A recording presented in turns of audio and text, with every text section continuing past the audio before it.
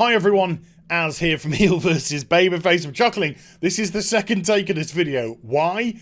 Because I was rambling on and I looked down and I saw that I've been going for over 17 minutes. So I clearly had a lot to say, but hey, I think we need to cut this down. So I'm going to just get right to the point in this next take. And I haven't got time to say subscribe to the channel, alright? And people whinging at me in the comment section saying, he doesn't do infinite ads anymore. I ain't got time for that. Sorry, just haven't got time for subscribe to my channel or infinite ads. Let's just get on with the video. Now, after yesterday's vid about James Bond, I thought I'd actually go back to this article because it was referenced a lot in the comment sections. People have been tweeting to me about it, messaging me about it, all this kind of stuff. And it is relevant. It's very relevant, but it also is quite interesting how this compares to the way that Bond was handled. Because if you listen to yesterday's video, that Bond thing can really go one of two ways. Okay, if the changes that they're bringing in are to service a good story, then it could still work, you know? If at the end of the film, Bond is back as 007 and he's back being that cheeky, suave, sophisticated, intelligent, womanizing, gadget-using, car-driving machine of a man that he is, perfect. But if it's done to emasculate or to wag a finger, 57 years of misogyny, Mr. Bond, then you can cough right away. You will kill the series. And these people don't care if they kill the series because all they're there to do is tick their boxes. So once they've ticked their boxes, they can move on to something else to destroy, as Hollywood congratulates them and pats them on the back at another dead franchise and another failure. Because they no longer understand their audience or who these films are for, or more importantly, and I'd love to take credit for this, but it's actually my friend who said it to me last night, that these people are trying to forget that we're human beings, that we have these primal urges, thoughts, desires, hopes, dreams, the whole job lot. Now with the Terminator, with this article that was done about a week ago for Variety, much different. This is so bizarre because this article is actually specifically designed to pander to press and, believe it or not, to piss off their actual audience. It is crazy. This is the crazy relationship that Hollywood has nowadays with the press. They think the press hold the power.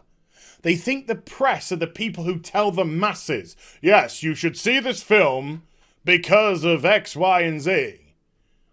Where people, hi Pookie Dookie, my cat's back in.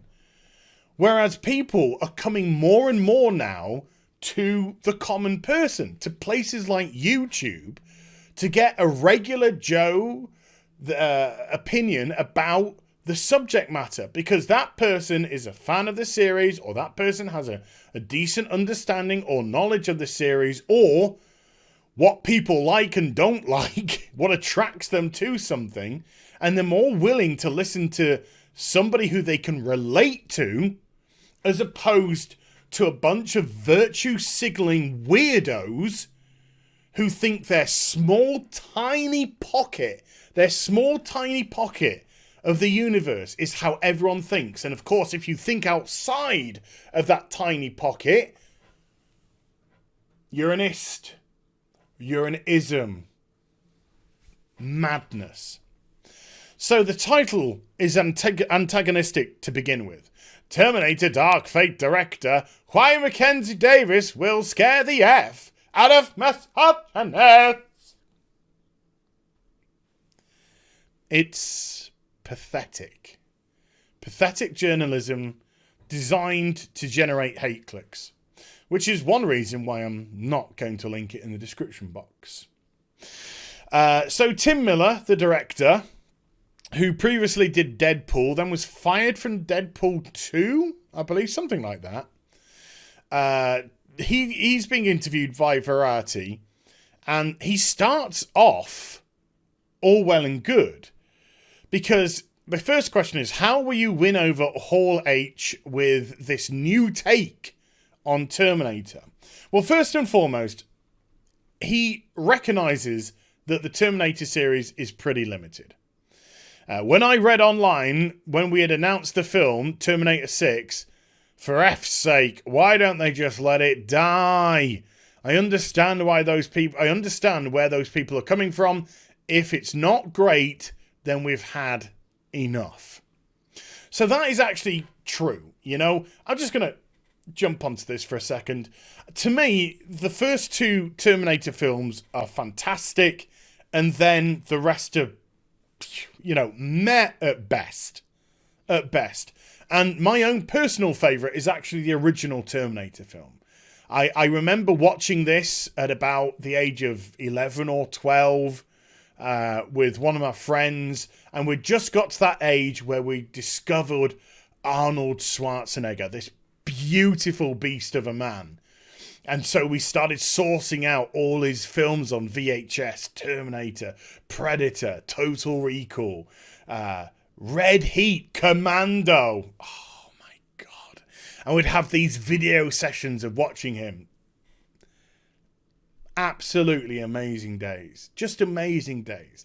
Those are the days where you were sat on the edge of your seat, just in awe of this beast of a man. And what he was doing with Conan, and truly happy days. And the first film is incredible. This relentless machine just can't be stopped. How are they going to stop him? Frightening as hell to a young boy.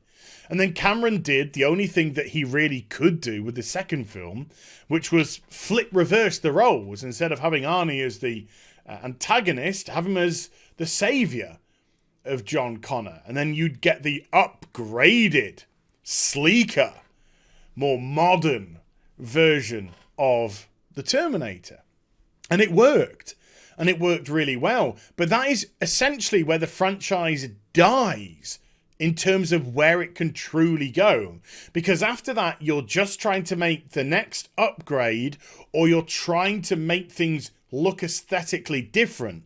So you can understand why the Terminator in the third film was a woman, because there'd been two male Terminators. So you thought, well, if we do another male Terminator, it's just going to be identical. We've got to aesthetically change that now. So it wasn't a virtue signal. It was a logical choice to do that.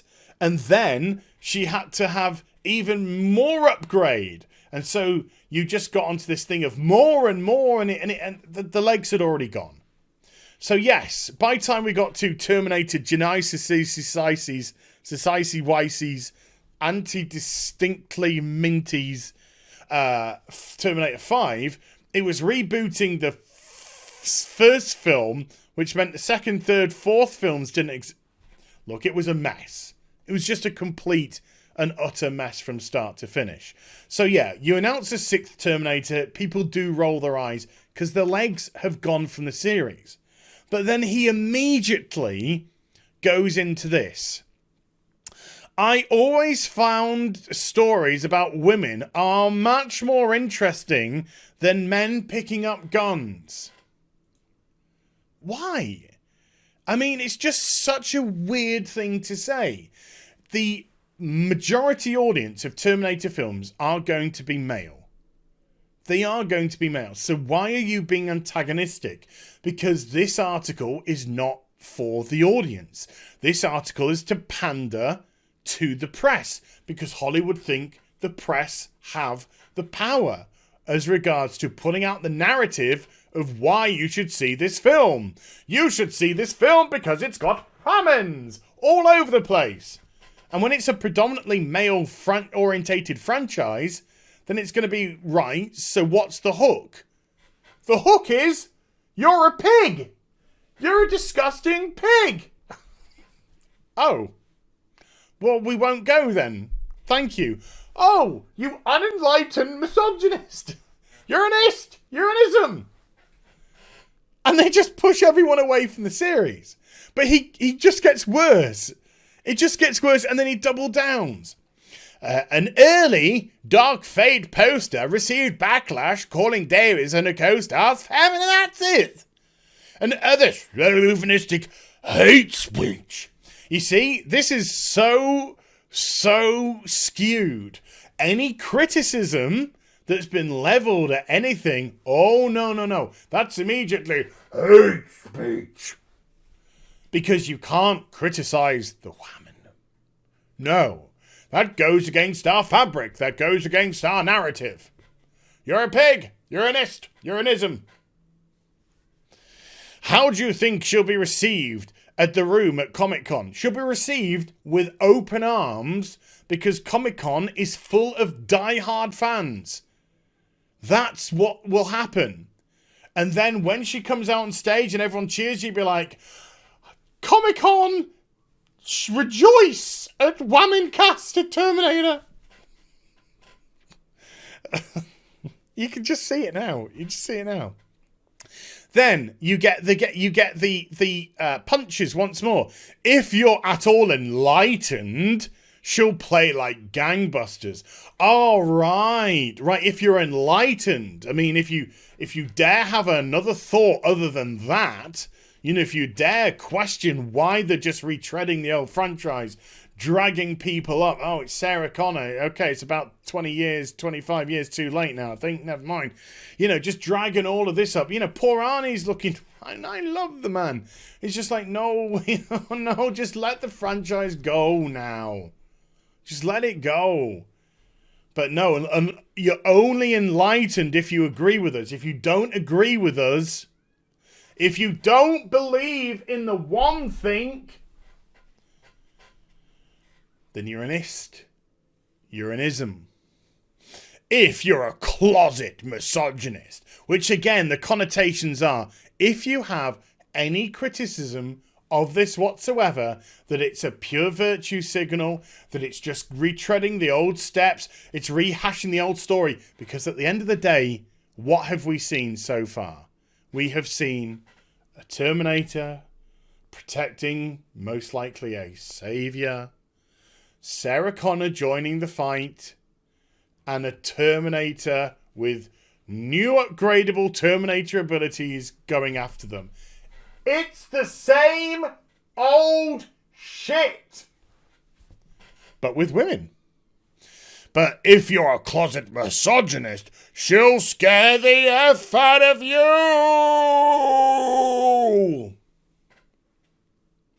Because we got 7.5 billion people on the planet because men hate women. And women hate men. Oh, my life. Because she's tough and strong, but very feminine. So is Ronda Rousey. I'd like to see Ronda Rousey would be great. No. We did not trade certain gender traits for others. She's just very strong. Well, the CGI will make her very strong. The CGI will make her physically very strong. And her imposing height, she looks quite tall, will make her tower above the other actors, which will make her look imposing. And that frightens some dudes. Oh, right. Right. Strong women frighten men. Not tired, retread stories that haven't changed since 1984. No. It's misogynists. Why would you just constantly spit at your audience? You can see online the responses to some of the early shit that was out there. Trolls on the internet. I don't give an F. Well, that's why the film will likely fail. Because you don't give an F. I actually believe you. Because you're not catering to your audience.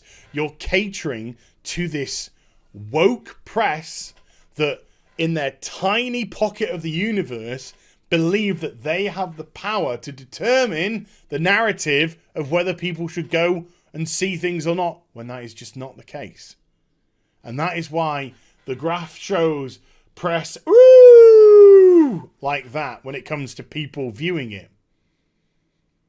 Because of the agenda, because of what they try to push, because of the hatred that's been passed on to all this fan base, all these different fan bases for different franchises, as they systematically come in and destroy them for no other reason than to pat themselves on the back, say, well done, we ticked those boxes, not worried that they've destroyed the franchise that people have loved for ages because they have a new target to take away. This isn't about giving. This isn't about equaling a playing field. It's about taking away from people.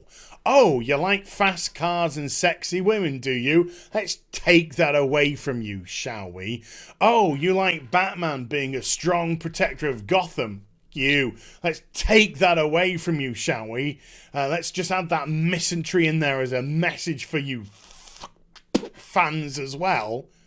Oh, you like Terminator films. You like those big guns and robots and Kyle Reese doing his thing. And but yeah. Take that away from you. This is about women power, not about your robot future time travel fantasy. It's just about taking away. That's all it is. Taking away. Hey, do you know why the film bombed? It was because of those misogynistic pigs, wasn't it? Yes, it had nothing to do with the fact that we didn't actually understand or cater to the audience that it's been designed for decades. No, nothing like that. Hey, I'm going to turn around. Can you just pat me on my back and tell me what a great job I did? Oh, Superman. Let's destroy that twat next. He's holding an American flag. So there we go. I hope you enjoyed the vid. If you did, do give it a thumbs up and also subscribe to the channel. Follow me on social media and Twitch for live streaming. Links are in the description box down below. And I'll be back with some more stuff very soon. You take care. Bye for now.